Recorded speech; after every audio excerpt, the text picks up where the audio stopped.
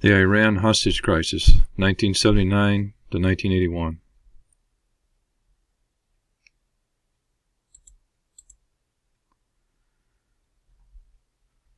On November 4, 1979, a group of Islamic students seized the U.S. Embassy in Tehran, Iran, and took 69 American citizens hostage. 17 of those hostages were released shortly after the event, but 52 Americans remained captive in Iran for 444 days. Jimmy Carter, who ran his 1976 campaign partly on humanitarian principles, was President of the United States at the time.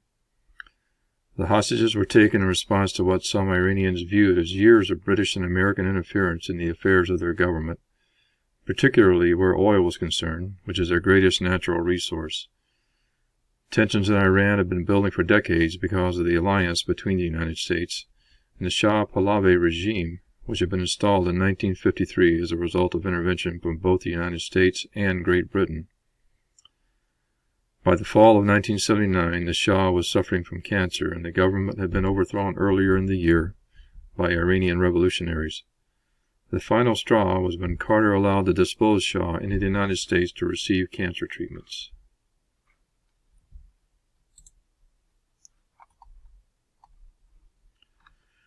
Two forces were in play here. By the 1950s, internal political conflict in Iran had resulted in the Shah taking power and subsequently forcing out political dissenters. One of those dissenters was the infamous Ayatollah Khomeini, who was living in exile in France and who on February 4, 1979, became the driving force behind the revolution that had overthrown the Shah's regime. With momentum fueled by the seizure of power and the resentment behind decades of American and British alliance with the Shah, who was a known terrorist and had tortured and killed thousands of his own citizens, Iranian students reacted to the news of the Shah being allowed in the United States by storming the embassy and taking American captives. The hostages were held in captivity from November 4, 1979 until January 21, 1981. Which, as a final snub by the Iranians toward Jimmy Carter, was one day after Ronald Reagan was sworn in as president.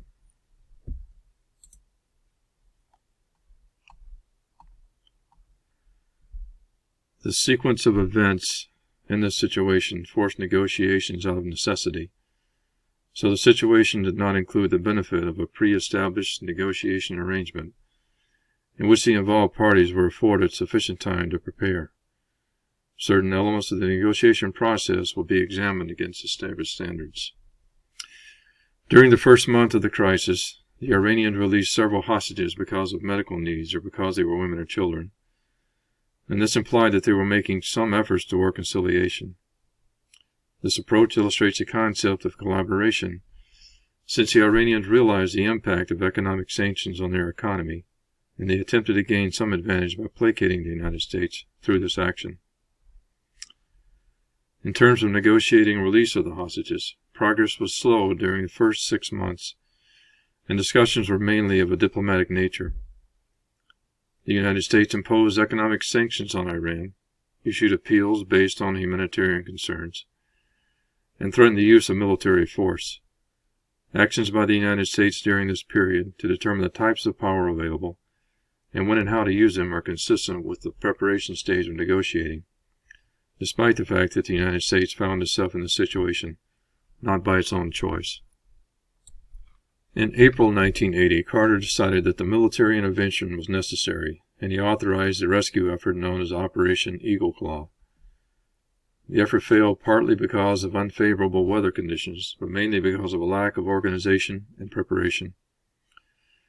The rescue operation resulted in the loss of 8 American servicemen and was considered a complete disaster.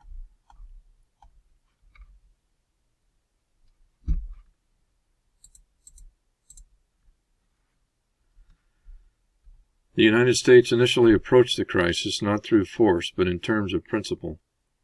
Shortly after the hostages were captured, the U.S. stopped shipping weapons to Iran, froze the country's financial assets, and imposed an embargo on Iranian oil.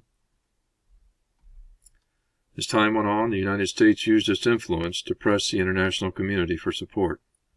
This was met by varied responses ranging from non-committal to those with a vested interest in the outcome, as was the case with Iran's neighbor Kuwait, another oil-rich country with limited resources in other areas. Several key points can be noted in terms of negotiating strategy by examining how the crisis was handled by both parties.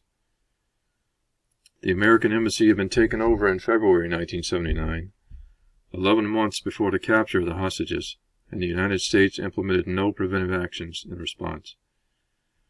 By ignoring the importance of this act of aggression, the United States chose not to consider the implications of Iranian culture, or the set of values, beliefs, attitudes, and behavioral expectations shared by the majority of the country.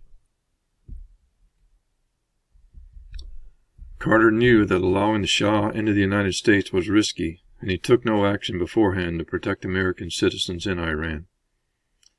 In high-context cultures such as those of Middle Eastern countries, context is central to meaning, and face-saving is very important.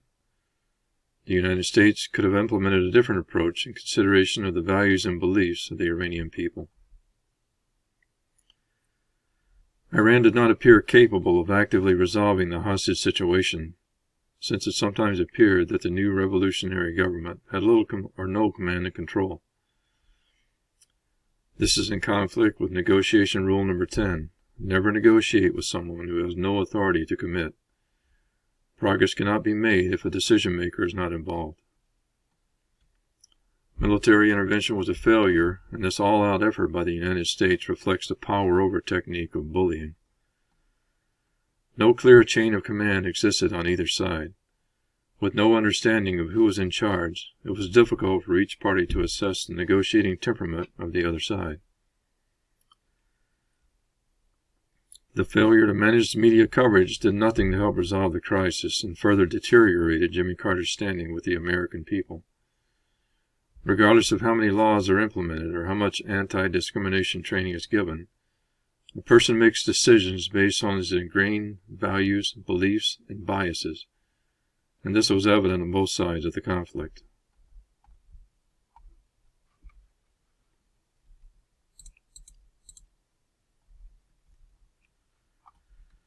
The ultimate resolution of the Iran hostage crisis, mainly based on principle, demonstrated to the United States that Iran valued the logic of analyzing cost versus benefit of retaining the hostages or continuing to suffer the consequences of economic sanctions.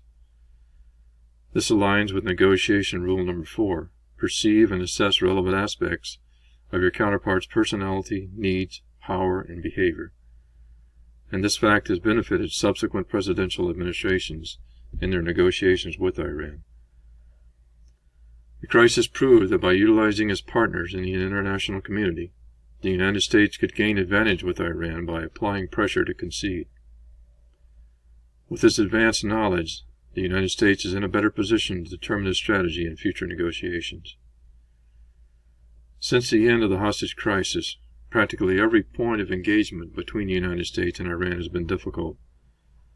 The emotional and psychological implications brought about by fresh memories of blindfolded American citizens held captive in a foreign country and visions of dead servicemen lying in the sand are difficult to overcome. Time will dictate when affairs between the United States and Iran materialize into a constructive relationship, but that day is not currently on the horizon.